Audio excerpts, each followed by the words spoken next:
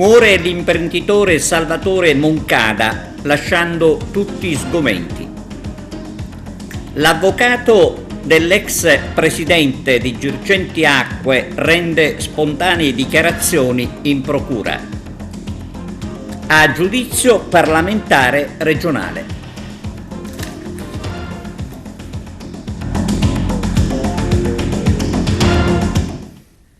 Benvenuti a TVA Notizie. Come avete sentito dai titoli, è morto l'imprenditore agrigentino Salvatore Moncada. La scomparsa lascia tutti sgomenti. Aveva minacciato, lo ricordiamo, il suicidio per farsi ascoltare dai magistrati e raccontare la sua verità di un uomo quasi perseguitato dalla giustizia. Il servizio di apertura di Adriana Licausi. L'imprenditore agrigentino Salvatore Moncada è deceduto nel pomeriggio di ieri a causa di un arresto cardiaco all'età di 59 anni. Il re dell'eolico, come era chiamato in seguito ai suoi investimenti e alla creazione di un impero nel settore dell'energia rinnovabile, è stato stroncato da un infarto ed è deceduto all'ospedale San Raffaele di Milano, dove si trovava per alcuni accertamenti. Moncada, dopo aver fatto da giovane il banconista in un supermercato, aprì una piccola azienda di costruzioni prima di sfondare nel settore dell'energia eolica. Nemmeno un mese fa l'imprenditore agrigentino era stato protagonista di una plateale protesta sul tetto della sede di una sua azienda a Porto Empedocle, definendosi perseguitato dalla magistratura in seguito ad alcune inchieste giudiziarie. Moncada, oltre a essere conosciuto per la sua attività imprenditoriale, era anche uno sportivo amante della pallacanestro. La Fortitudo Agrigento, principale squadra della Città dei Templi, lega le sue fortune al nome di Moncada. Sotto la sua presidenza, la società di basket, oltre ad essersi dotata di un palazzetto dello sport, è passata dal disputare il campionato di Serie C fino ad arrivare a un passo dalla Serie A1 con la finale persa contro la squadra torinese nel 2015.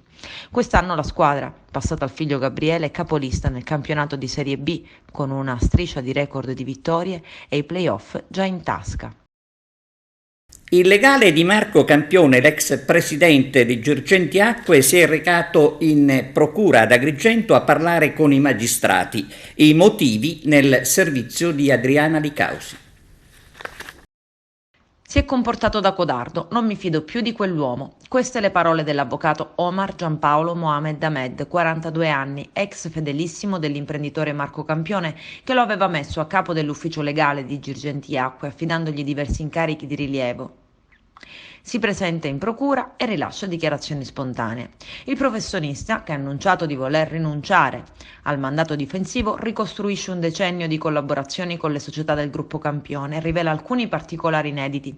Difficile però parlare di collaborazione visto che non è indagato, né rivela fatti che pare possano portare oltre quanto si è già appreso nella lunga indagine.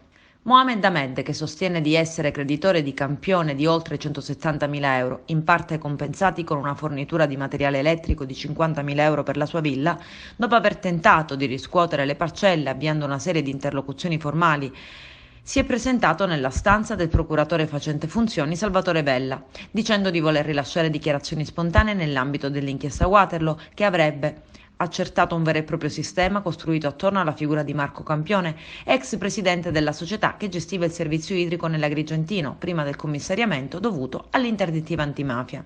Provvedimento che in un primo momento, secondo quanto ipotizza l'accusa, sarebbe stato evitato dalla compiacenza dell'ex prefetto Nicola Diomede, che comparirà insieme ad altre 46 persone davanti al GUP Michele Raimondo, che dovrà decidere se rinviarlo a giudizio per le accuse di concorso esterno in associazione a delinquere e abuso d'ufficio. Della rete di Campione, la cui esistenza sul piano indiziario è stata in parte esclusa dal Tribunale del Riesame, che ha scarcerato gli indagati, avrebbero fatto parte uomini delle istituzioni, professionisti e forze dell'ordine. Tutti in fila, sostiene l'accusa, a chiedere assunzioni a favore del Berlusconi di Agrigento in cambio di asservimenti professionali o istituzionali. Mohamed Ahmed racconta la sua rapida ascesa nelle imprese del gruppo Campione, in cui nel 2013 è stato inizialmente assunto come collaboratore, spinto da una sua amica che lo aveva proposto, fino ad arrivare a dirigere, appena 3 anni più tardi, l'ufficio legale di Girgenti Acque e assumere la difesa personale di Campione in pressoché tutti i procedimenti, insieme ad altri professionisti. Nelle 8 pagine di verbale sottoscritto con il procuratore Velle, PM Sara Varazzi, Paolo Vetro e un team di investigatori di cui ha fatto parte anche il capo della DIA Roberto Cilona, l'avvocato parla di un particolare sistema di controllo di dipendenti che in sostanza sarebbero stati tutti monitorati per verificare se avessero requisiti di integrità morale per lavorare alle dipendenze di Campione. La moglie di Campione rivela mi chiese di contattare un investigatore privato. Ne selezionai uno che veniva pagato attorno ai 30-35 euro a pratica. Se gli accertamenti avessero dato un certo esito, avrei comunicato all'ufficio che il personale da assumere non aveva i requisiti morali. Ricordo che lo screening fu fatto da me su tutti i dipendenti e collaboratori già assunti. Il professionista inoltre rivela: i raccomandati di turno da parte di Campione erano comunque costretti a lavorare anche se credevano di prendersi lo stipendio senza faticare. Mohamed Ahmed rileva che un suo collega avvocato, in un primo momento indagato e intercettato, gli chiese un incontro con Campione. L'ipotesi almeno iniziale è che la richiesta arrivasse dall'allora prefetto Nicola Diomede, che in sostanza avrebbe volutamente salvato Girgenti-Acque omettendo in maniera illecita di adottare l'interdittiva antimafia. Non parlarono in mia presenza e non seppi mai il contenuto del colloquio fra il collega e Campione. Lo stesso non mi metteva al corrente di certe dinamiche che ho appreso poi. L'avvocato rivela di aver consigliato a Campione, dopo l'arresto, di mettersi a disposizione dell'autorità giudiziaria. L'imprenditore fece una scelta diversa, ascoltando il consiglio dell'altro difensore. I rapporti fra me e Campione, dice il professionista, si sono raffreddati circa 2 mesi fa. Sono creditore di circa 170.000 euro, che ho provato a riscuotere dai fratelli che amministrano le società del gruppo. Campione in sostanza non avrebbe avallato il saldo delle sue parcelle, tanto da arrivare alla conclusione di voler interrompere ogni rapporto. Gli voglio bene, conclude al secondo interrogatorio, ma di quell'uomo non mi fido più. Perché attendere quasi l'estate per avviare lavori che impegnano le strade e creano caos nella circolazione? Una domanda che rivolgono in queste ore all'amministrazione comunale i residenti dalle parti di San Leone, alle prese con gli scavi che si stanno eseguendo in Viale Emporium. Noi abbiamo registrato già tantissime lamentele, tutti si attendono una risposta per sapere se i lavori verranno terminati prima che l'estate arrivi davvero. Presso la sala conferenze del Museo Archeologico di Agrigento, martedì prossimo 10 maggio si terrà il primo meeting provinciale della Rete Civica della Salute sul tema l'alleanza per il benessere delle persone e delle comunità. A moderare gli interventi sarà Antonino Lobrutto. A giudizio per truffa il presidente della Commissione Bilancio dell'Assemblea regionale siciliana, Riccardo Savona. Adriana Di Causi. Dovrà affrontare in un'aula di tribunale l'accusa di aver truffato per anni la regione, il presidente della Commissione Bilancio, Riccardo Savona. Anzi, per la precisione, di aver costruito un sistema per farlo. Fra i capi di imputazione di cui il deputato dovrà rispondere, oltre a varie ipotesi di truffa, c'è anche l'associazione a delinquere di cui sarebbe il capo promotore. Medesime accuse dovranno affrontare anche la figlia del deputato Simona, la moglie Maria Cristina Bartazzo e 3 soci collaboratori. Michele Cimino, non l'Empedoclino, ma è un caso di omonimia, Nicola Grassia e Sergio Piscitello. Per il GIP Marco Gaeta ci sono tutti gli elementi perché ci sia un processo che stabilisca, come sostiene la Procura, se esiste un sistema Savona in grado di drenare dalle casse regionali centinaia di migliaia di euro grazie a progetti e corsi di formazione patacca organizzati fra il 2012 ed il 2019. Tutte bugie, ha sempre sostenuto il deputato, che non ha mai inteso dimettersi. Paradossale posizione quella di Savona, accusato di aver sottratto fondi alla regione e al contempo nume tutelare del bilancio. Ma solo il Movimento 5 Stelle ha esplicitamente invitato il deputato a lasciare la poltrona. Tutto si chiarirà in fretta, ha più volte assicurato lui, tramite i suoi legali, ed invece l'impianto accusatorio passa indenne lo scoglio del GIP. Dalla batteria di contestazioni dei magistrati scivola via solo un capo di imputazione, disinnescato dalla prescrizione. Risultato: passa a $500.000 circa il tesoretto che il presidente della commissione bilancio avrebbe sottratto all'ente, di cui è espressione. Secondo il procuratore aggiunto Sergio De Montis e i suoi PM, Savona avrebbe costruito un vero e proprio sistema stabile e strutturato per frodare la regione, e ne era il capo. Il sistema era semplice: tramite enti di formazione e cooperative avrebbe ottenuto fondi e finanziamenti per una serie di corsi falsi, inesistenti o che mai hanno avuto luogo. Le pessime condizioni della strada Mosella continuano a destare forte preoccupazione a causa del mando stradale danneggiato e dissestato. Purtroppo, nonostante le segnalazioni di pericolo, la situazione rimane invariata. E quanto afferma il coordinatore provinciale di Servire Agrigento, Raul Passarello, il quale ha chiesto l'intervento del prefetto di Agrigento, Maria Rita Cocciufa. Premio Gattopardo d'Oro a Palma di Montechiaro. Ieri sera nell'atrio del Palazzo Ducale si è tenuta la manifestazione presentata da Margherita Trupiano sulle note del cinema. Intanto la serata finale prevista per domenica sera, con noti ospiti tra cui Nino Frassica, è stata spostata a data da destinarsi a causa del previsto maltempo. Il servizio di Arturo Cantella.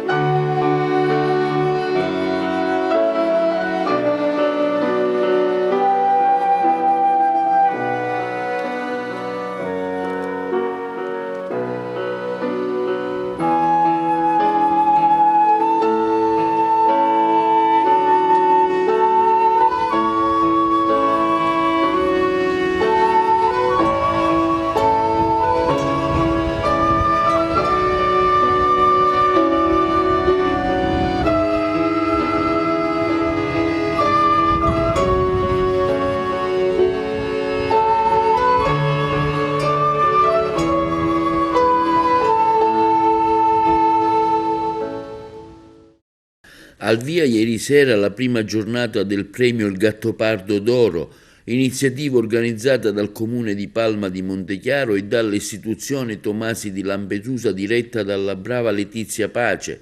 Sulle note del cinema si è svolta la serata inaugurale al Palazzo Ducale di Palma di Montechiaro, dove col suo sfondo del Gattopardo si sono esibiti le orchestre musicali dei due istituti formati dai docenti di strumento musicale, l'Istituto Cangiamille e la Tomasi di Lampedusa, con la partecipazione degli allievi del liceo Giambattista Odierna, il tutto presentato dalla collega Margherita Trupiano. Quest'anno quindi l'istituzione Tomasi ha fatto una ricca programmazione, già abbiamo ancora al Palazzo Ducale la Razzo di Raffaello dal 19 aprile al 15 maggio, abbiamo avuto altri eventi, ma questo evento che abbiamo organizzato, il Gattopardo d'Oro, si articola in 3 serate. Questa è la prima serata sulle note del cinema con le orchestre degli istituti Cangiamila e Tomasi, che hanno eseguito le colonne sonore di film molto importanti, quindi di musiche di Nino Rota, di Ennio Morricone, insomma veramente una serata magica, una serata che ci ha coinvolto emotivamente, per cui sono veramente grata per la buona riuscita di questa sera. Un evento imprevisto dovuto al tempo fa sì che la terza serata con Nino Frassica e tanti altri attori importanti qui a Palma verrà spostata a data da destinarsi. Sì, purtroppo abbiamo dovuto rinviare questo importante momento della consegna del Gattopardo d'Oro a questi artisti, a noi molto cari, di cui si conosce bene la loro professionalità. Non potevamo rischiare, perché non potevamo rischiare di far saltare una serata così importante a causa del maltempo. Abbiamo preferito rinviarla e presto vi comunicheremo la nuova data.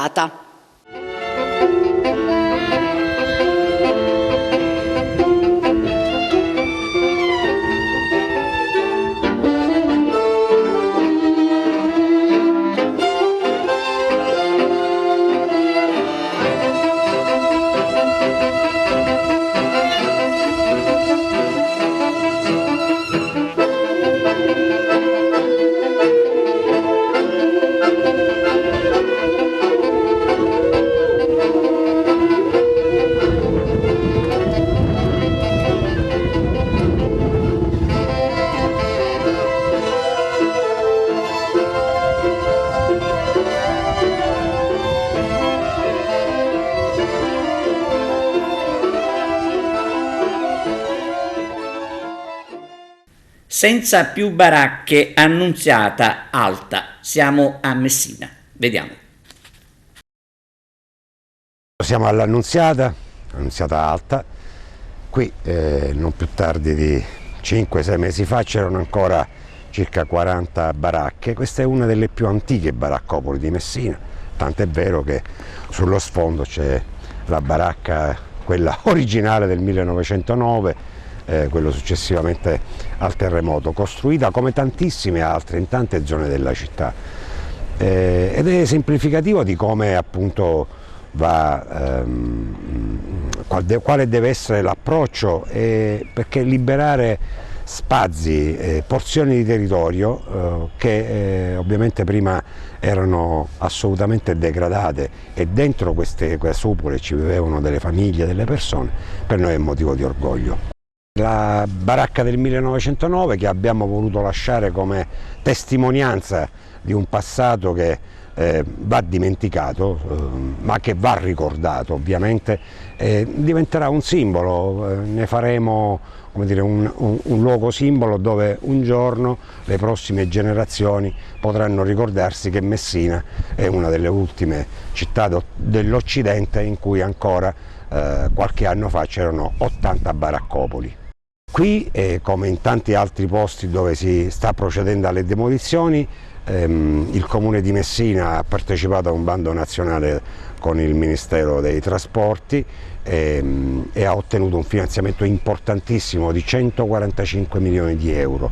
Qui sarà costruita una piccola parte, una piccola porzione, sarà costruita una palazzina per dare alloggio ad altre famiglie che ancora oggi vivono purtroppo nelle baracche, e poi tutta la superficie sarà utilizzata per servizi pubblici, un centro diurno per anziani, e quest'area continuerà a respirare. Come dice il mio amico Salvatore Mondello, la terra respira dopo decenni. Paura a Erice e fuga dalle case per un incendio che ha devastato la montagna. Il servizio. Paura ieri sera per un vasto incendio, presumibilmente di origine dolosa, alimentato dal forte vento di scirocco che ha interessato la montagna di Erice e ha portato all'evacuazione di diverse abitazioni. Le fiamme sarebbero partite vicino alla stazione della funivia. Il vento e gli incendi hanno caratterizzato la notte appena trascorsa non solo ad Erice ma anche a Palermo e in provincia. Diversi roghi sono divampati nella zona di Monreale, Pioppo, Cefalù, a Bagheria, Termini Imerese. Numerosi danni causati dal forte vento di scirocco, il primo della stagione. Sono stati davvero copiosi gli interventi dei vigili del fuoco per rimuovere alberi caduti sulle auto e che hanno invaso le strade.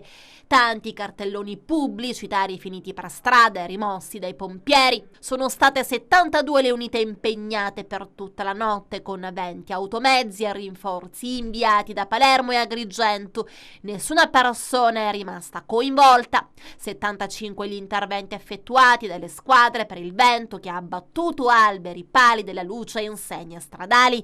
Chiusa la strada che porta da Trapani ad Erice, in azione anche Canadair, Forestale, Volontari, Protezione Civile.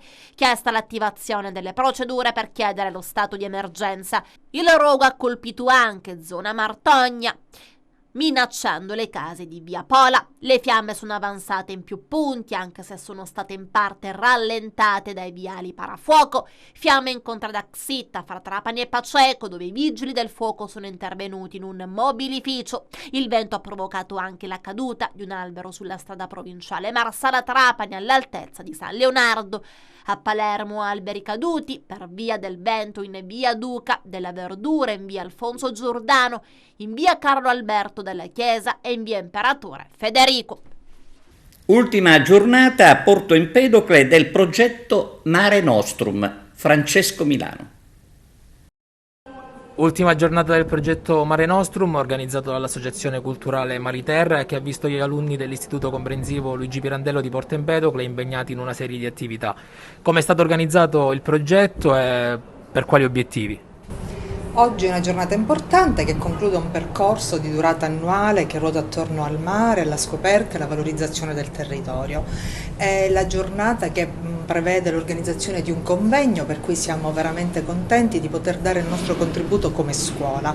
Un contributo che si è avvalso sicuramente della collaborazione dell'Archivio di Stato, che ha messo a disposizione dei nostri ragazzi dei documenti importanti, quindi delle fonti storiche che hanno consentito ai ragazzi di ricostruire la storia del nostro porto. Oltre a questo l'intervento di questa biologa marina che ha chiaramente catturato l'attenzione dei nostri ragazzi, focalizzando proprio il suo intervento sui delfini, e attorno a tutto questo la figura della scuola, sia del nostro istituto sia del nautico, che ha inteso proprio fare un lavoro di ricercazione, di approfondimento, di conoscenza e di valorizzazione di quelle che sono le risorse di questo territorio. La risorsa principale è il mare, un mare che amiamo, un mare che intendiamo veramente difendere e proteggere secondo gli obiettivi di Agenda 2030 e che costituisce anche il filo conduttore del nostro POF. Una 3 giorni dedicata all'ambientalismo e al rispetto della natura, organizzata dall'Associazione Culturale Mariterra di Porto Empedocle, che ha coinvolto gli alunni dell'Istituto Luigi Pirandello. Quanto è importante appunto sensibilizzare i giovani fin da piccoli ai temi dell'ambientalismo e del rispetto dell'ambiente, appunto. Sì, bisogna proprio partire dai più piccoli, dici bene, come hai detto abbiamo inaugurato oggi questo fine settimana legato al mare, oggi con questo convegno conclusivo di questo progetto Mare Nostrum che abbiamo iniziato il 28 aprile scorso con l'Istituto Comprensivo Pirandello e l'Istituto Nautico Niccolò Gallo, dove abbiamo effettuato una pulizia, una passeggiata ecologica alla spiaggetta proprio alle spalle della torre, e oggi invece abbiamo fatto questo convegno conclusivo dove i ragazzi hanno presentato delle ricerche fatte con il materiale storico fornito all'Archivio di Stato di Agrigento da parte della dottoressa Rossana Florio, e altri invece hanno prodotto appunto delle letture, delle canzoni tipiche come Talariti, che insomma è la nostra canzone popolare per eccellenza legata ai pescatori.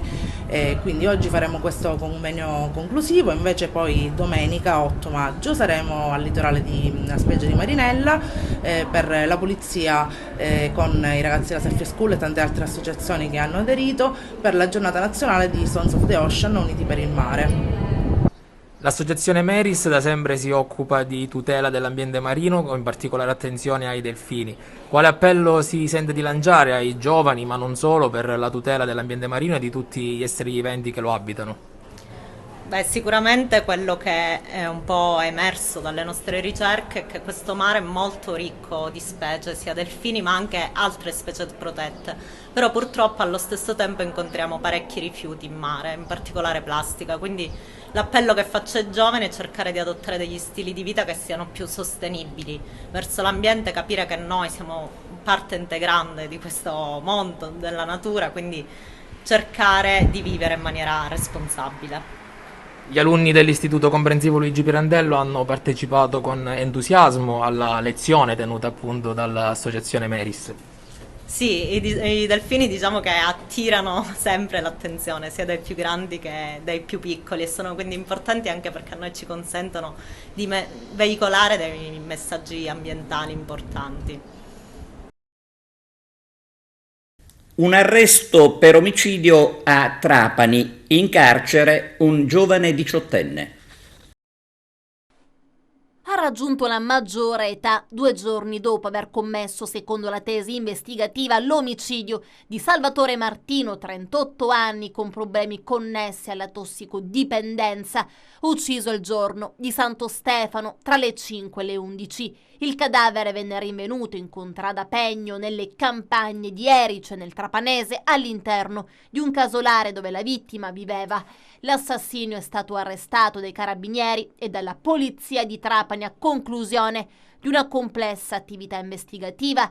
Da subito le indagini sono state incentrate sull'ambiente della tossicodipendenza, ma si sono rivelate assai difficili anche se il contesto in cui è maturato il delitto era molto chiaro. Ora la svolta con il responsabile che è finito alla Malaspina di Palermo. Nel febbraio del 2020 Salvatore Martino era stato arrestato per droga. La sera di Natale la vittima aveva cenato a casa dei genitori, poi era andato via recandosi alla casolare, dove con il minorenne ha consumato sostanze stupefacenti. Un litigio poi per futili motivi tra i due è culminato in omicidio. Salvatore Martino è stato massacrato di botte, il cadavere venne poi ritrovato con il volto tumefatto. Carabinieri e polizia in questo caso hanno intrapreso in modo congiunto complesse indagini anche di tipo tecnico, tra cui la minuziosa analisi e l'attenta comparazione delle immagini estrapolate da molteplici sistemi di videosorveglianza. Fondamentali anche alcuni dettagli venuti fuori dal contributo di alcuni cittadini che con le loro testimonianze hanno fornito elementi indiziari molto importanti. A causa delle avverse condizioni meteo, la manifestazione Emporio Sicilia Arte e Natura, in programma al Piazzale Caos, è stata rinviata a sabato 14 e domenica 15 maggio.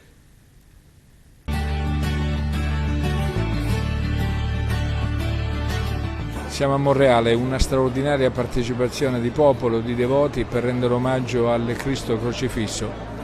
È una cerimonia che si ripete ogni anno nel mese di maggio e alla quale ho voluto quest'anno portare l'omaggio del governo regionale, con l'amministrazione comunale, con la rappresentanza parlamentare, con le confraternite, con tanta gente che torna a guardare al futuro con rinnovata speranza. Davvero una cerimonia di forte spinta emotiva. Ci sentiamo tutti pienamente coinvolti. Guardiamo al futuro con rinnovata fiducia. E adesso pausa per la pubblicità, linea alla regia. A tra poco. Il Giro di Sicilia con auto d'epoca ma anche splendide Ferrari e Porsche ha fatto tappa nell'Agrigentino. Ci sono le interviste di Francesco Milano. Questa prima tappa del Giro di Sicilia si è conclusa qui alla Torre Carlo V di Porto Empedocle, più di 180 equipaggi, un'occasione per promuovere il territorio empedoclino e le bellezze proprie di Porto Empedocle. Sì, quest'anno rispetto agli altri anni si è deciso di fermarsi sotto la Torre Carlo V, infatti 180 equipaggi sosterranno qua sotto la Torre Carlo V, dopodiché visiteranno la torre e andranno un po' in giro per la città. Questa dà la possibilità di vedere che Porto Empedocle è una città turistica accogliente e quindi non hanno fatto semplicemente un tratto di Porto Empedocle per attraversarla. Quest'anno la manifestazione ci dà anche la possibilità di coinvolgere la città per cercare di rimetterla in moto rispetto a 2 anni di pandemia che ha bloccato quasi tutto, quindi siamo particolarmente contenti, speriamo che di queste manifestazioni ce ne siano diverse nei prossimi giorni, nei prossimi mesi, in modo tale da riacquistare noi innanzitutto quella libertà che in questi anni abbiamo perso. Un'occasione quella dell'arrivo del Giro di Sicilia a Porto Empedocle per promuovere le bellezze del territorio ma anche alcuni prodotti tipici enogastronomici. Sì, in effetti ogni anno noi utilizziamo questo Giro di Sicilia di Autostoriche che non è altro che un giro turistico sportivo da parte di gente proveniente da tutta Europa e noi ogni anno l'abbiamo utilizzato come promozione del territorio attraverso i prodotti della enogastronomia. Tant'è che ogni anno diamo una bag turistica contenente i prodotti dell'eccellenza. Quest'anno abbiamo dato, i nostri sponsor sono state le cantine Cellaro di Sambuca di Sicilia, l'Italcali, le marmellate Sciavoro e poi i dolcetti tipici, quelli che noi chiamiamo ingiminati, i biscotti ingiminati del commissario Montalbano, tanto cari ad Andrea Camilleri. E poi nel bag turistico diamo anche, mettiamo i dépliant del nostro territorio, soprattutto di Porto Empedocle, della Valle dei Tempi, della Scala dei Turchi. Questo è un modo per far conoscere ancora di più il nostro territorio a tutta questa gente che viene da fuori. È una struttura adeguata rispetto alle navi che insistono e che insisteranno lungo i due lati, diciamo così, del molo Vittorio Veneto. Abbiamo consolidato prima l'infrastruttura e la banchina che, come ricordate, nel 2018 era ancora sequestrata, insieme con la stazione marittima, e io sono davvero molto soddisfatto perché questa è una risposta che arriva molto forte ai palermitani, ma soprattutto è una risposta al mercato, perché il mercato si attendeva da noi finalmente un'opera di straordinaria riqualificazione, per poter poi a caduta far arrivare qui passeggeri, navi, economia, ricchezza, occupazione. Ecco, noi di questo ci preoccupiamo, in questa direzione va il nostro lavoro. Guardarla 7 anni addietro era un rudere. Sì, io l'ho trovata sequestrata, era un rudere, ma il passato è alle spalle, ora bisogna preoccuparsi del futuro. Il futuro è un futuro roseo, i tempi duri, lo dirò dopo, i tempi duri forgiano le persone forti, bisognerà averne cura. Nei momenti migliori, nei momenti in cui tutto questo poi si andrà a regime, bisognerà saperla gestire e saperla mantenere e mantenerla così come è oggi. Dirigere significa anzi avere dei sogni. Che sogno ha per questa struttura e per questo porto? Oggi c'è più che un sogno, il sogno ce l'avevo nel 2018, oggi si avvera una parte di quel sogno. A giugno del 2023 si avvererà la conclusione con l'inaugurazione del molo trapezioidale, tutte le strutture sul molo trapezioidale. Il resto penso che sia sotto gli occhi di tutti. Bisogna sognare, bisogna crederci, perché poi l'impegno, la dedizione, il lavoro, la passione fanno il resto. Bisogna lasciare alle spalle la rassegnazione e credere che le cose si possono realizzare, a maggior ragione in una terra meravigliosa, in una città bellissima quale quella nella quale ho avuto la fortuna di operare e di lavorare, che è la città di Palermo. Ringraziamenti particolari oppure era qualcosa che doveva andare così? A tutti, no, ringraziamenti a tutti coloro, alla mia squadra, all'autorità, a tutti coloro, alle istituzioni, a tutti coloro che hanno con noi vissuto questa bella cavalcata. A loro va il mio ringraziamento, ma soprattutto a tutta la mia squadra che insomma mi ha supportato e diciamo anche sopportato, perché non è stato semplice, è stato un bellissimo lavoro. A loro va il mio grazie di cuore. Concludiamo con la pallavolo, Seap Dalli Cardillo contro il Modica. Vediamo. Tante incognite assolutamente, ma quello a cui vogliamo pensare e che abbiamo pensato sin dall'inizio del primo giorno di questa settimana è di vincere la partita di sabato e dopodiché vedere un attimo cosa succederà. È chiaro che purtroppo il fatto che sapremo i risultati già prima della partita non aiuta, però noi a questo non ci vogliamo pensare e stiamo preparando la partita con l'idea di scendere in campo e giocarci fino all'ultima palla a qualsiasi piccola chance che è rimasta per portare a casa questo risultato e questa salvezza. Ti aspetti un'ultima giornata regolare?